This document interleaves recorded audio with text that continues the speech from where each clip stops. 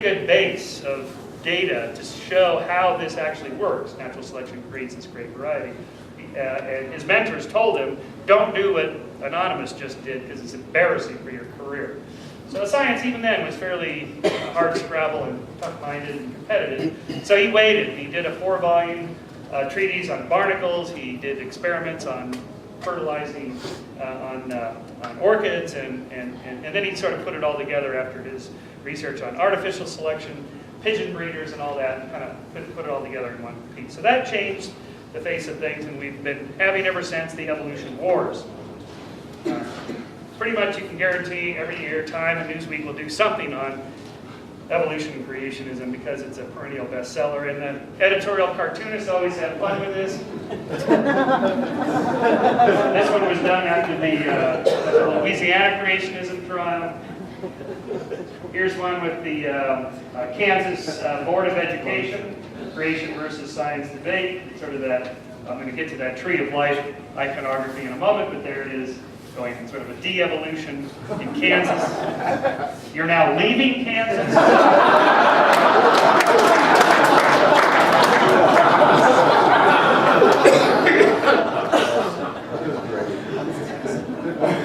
See, Kansas is just east of here, right? So I guess if that was reversed, we'd be going to Colorado.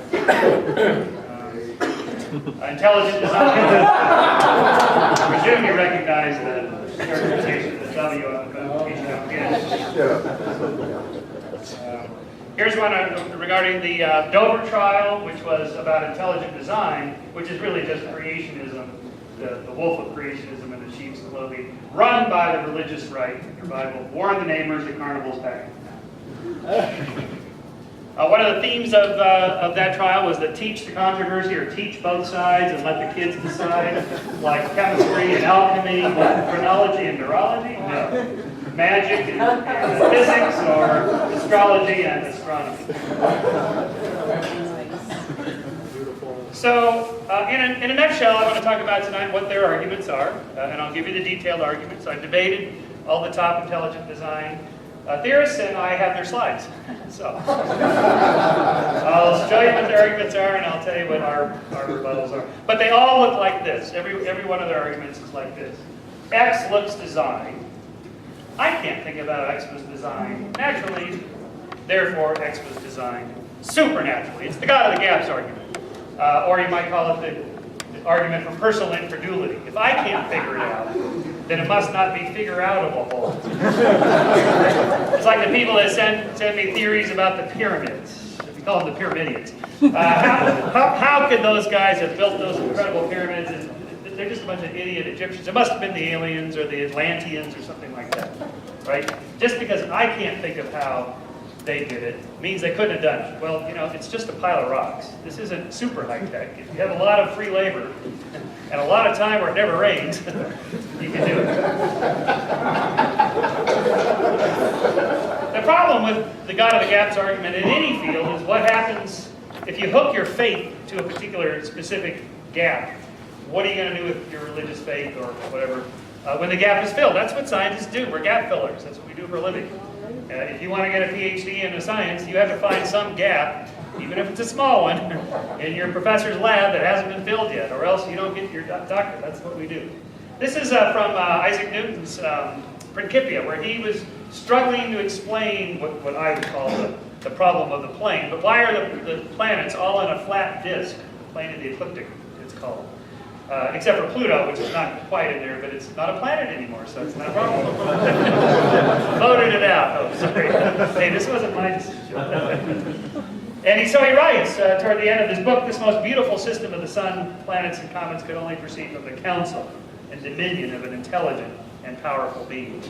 Well, here is one of the greatest scientists of all time, a deeply religious man who wrote more about theology and biblical interpretation than he ever wrote about science. You'd think that the intelligent design creationists would quote the great Isaac Newton, and they don't. Why not?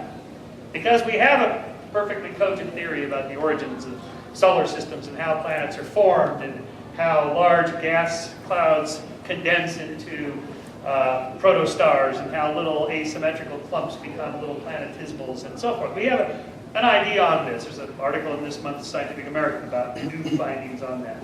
So you don't really need to invoke a supernatural top-down skyhook to explain it in Dennis Knight's metaphor. We have a crane lifting from the bottom up to explain how it's done.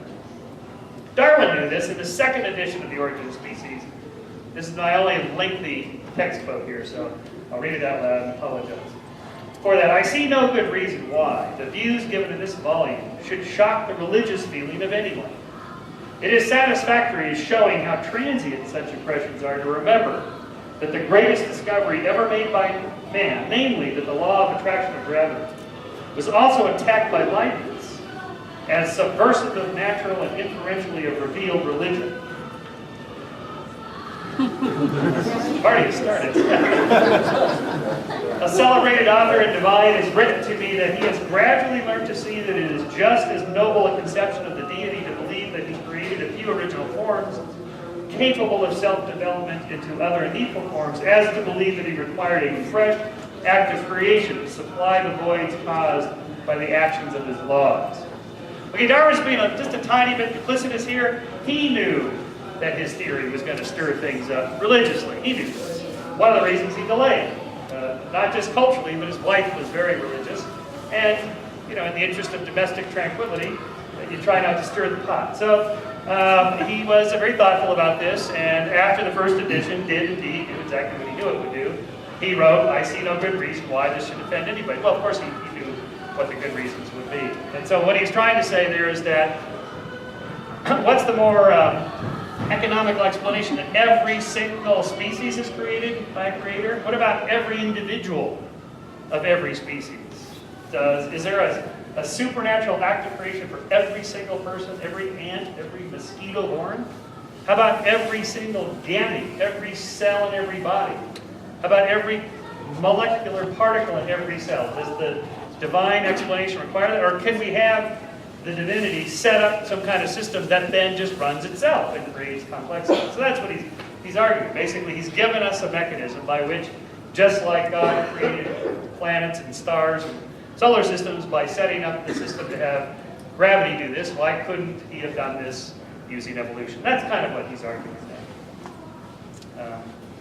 So by contrast, if you go to the New Creation Museum in Kentucky, they have a different worldview. So these are what you call young Earth creationists. This is their timeline, 4004 BC. So the whole thing, the whole universe started about 6,000 years ago, about the same time that the Mexicans domesticated corn. On that secular worldview timeline.